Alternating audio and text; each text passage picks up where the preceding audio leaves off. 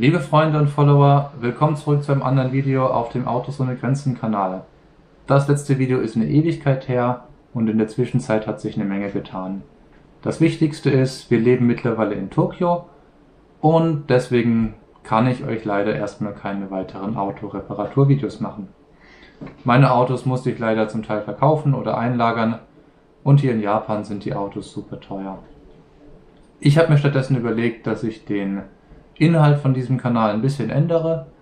Es soll weiterhin noch um Autos gehen, auch um japanische Autos hauptsächlich, aber ich habe mir überlegt, dass ich ein bisschen andere Aspekte der japanischen Kultur noch mit einfließen lasse. Zum Beispiel, wie man in Japan Fenster aufmacht.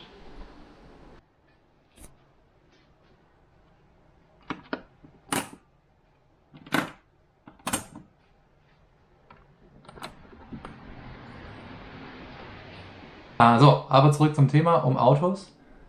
In dem Video möchte ich euch ein bisschen zeigen, wie man in Japan zu Hause sich mit Autos befassen kann. Japanische Buchläden sind ein Paradies für Autoenthusiasten. Es gibt super viele coole Kataloge, Zeitschriften, die man sich anschauen kann. Hier zum Beispiel ein Tuning-Katalog für alte Autos. Da gibt es dann zwischendurch Projektberichte von Autos mit schönen hochauflösenden Bildern. Oder es gibt auch für bestimmte Autotypen komplette Zeitschriften. Das ist zum Beispiel für den AW11 rund 100 Seiten voll mit hochauflösenden Bildern, Berichten, technischen Zeitschriften, Interviews mit den Ingenieuren, die das Auto damals designt und gebaut haben. Zum Beispiel hier auch für den Honda Insight. Ich weiß, den kennt kaum jemand, aber ich finde den saugeil. Mit allen möglichen Details. Auch sehr verbreitet in Japan ist Modelle bauen. Ich persönlich bin kein großer Modellbauer, ich habe das als Teenager ein bisschen gemacht, aber als ich im Buchladen dieses Modell gesehen habe, da konnte ich nicht widerstehen. So, was seht ihr hier? Das ist das Modell von einem AE86 Trueno im Maßstab 1:8. Das bedeutet, das fertige Modell wird 50 cm, ungefähr einen halben Meter groß sein werden. Ich schätze mal ungefähr so. Und nur damit ihr mal ein Gefühl für die Dimensionen bekommt, hier ist eins der Räder, der 13 Zoll Pizza Cutter Wheels. Und als Vergleich mal eine Euro-Münze dagegen. Das fertige Modell wird also ziemlich groß werden. Hier zum Beispiel auch die Frontstoßstange von dem Modell. So, ich habe hier Nummer 5 bis 9 die Bausätze vorliegen und die möchte ich gerne mit euch zusammen bauen und mit euch den Baufortschritt ein bisschen dokumentieren. Warum sind das so viele Kartons, fragt ihr euch vielleicht. Nun, das ist so ein bisschen eine Abo-Falle. Der Bausatz besteht aus 110 einzelnen Schachteln. Jede Schachtel hat so 10, 20 Teile drin und pro Woche kriegt ihr immer eine Schachtel geliefert oder könnt sie euch im Buchladen kaufen. Und das bedeutet dann, dass die gesamte Bauzeit für den Corolla ungefähr 2 Jahre beträgt. Heute möchte ich mit euch zusammen Satz 5 bis 9 bauen. Im Zuge dessen werden wir Teile des Motorblocks bauen, Teile des Getriebebauens, noch mehr Getriebeteile, Anlasser und Lichtmaschine und so. Mit Satz 8 kommt dann die Ölwanne dazu.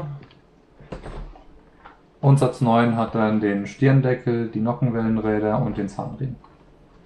Auf geht's! Bevor es losgeht, noch kurz eine Zusammenfassung, was ich bisher schon gebaut habe.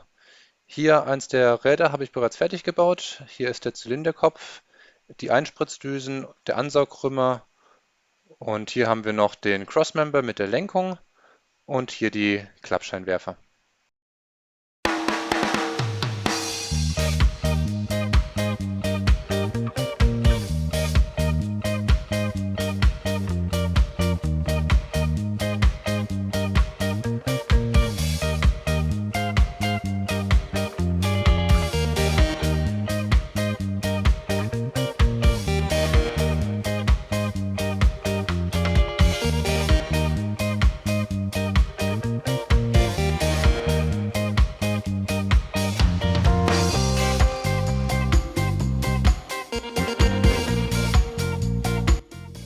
Dieser Teil des Bausatzes enthält die Hälfte des Motorblocks, Kühlwasserrohre, 2 Stück davon, ein Stoßdämpfer, die Feder und Teile der Lenkung. Der Katalog hat ein paar schöne Bilder über den AW11 und die Anleitungen, um den Motorblock und die Kühlwasserrohre anzubauen.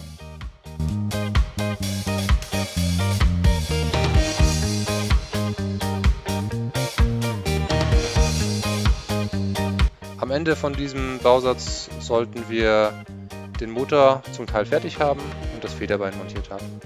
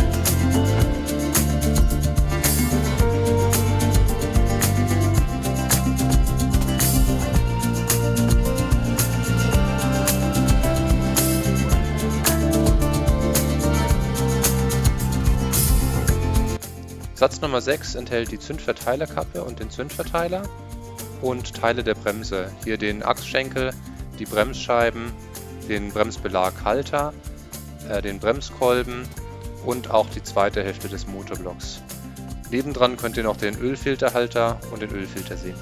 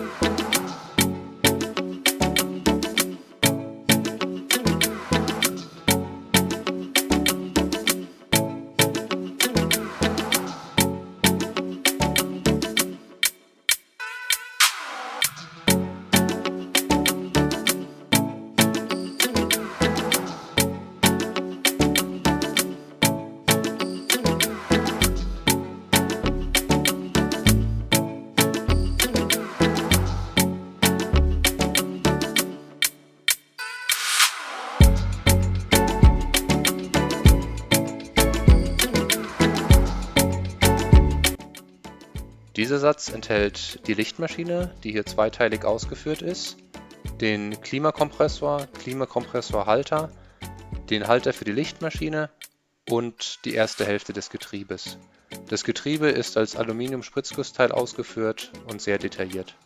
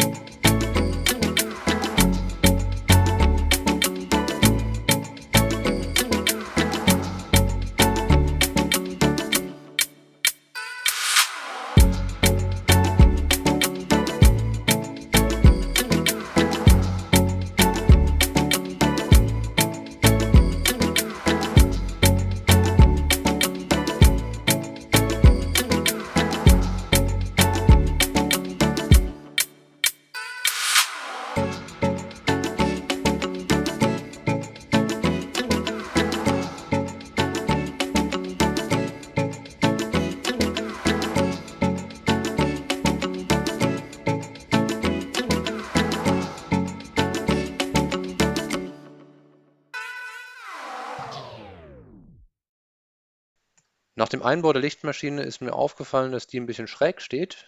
Das liegt wahrscheinlich an dem Halter, der nicht perfekt gebogen ist. Das werde ich noch ausbessern, sobald ich das passende Werkzeug dafür habe. Auf alle Fälle, das war's für heute. Danke fürs Zuschauen und wir sehen uns im nächsten Video, wenn wir die nächsten Bausätze zusammenbauen.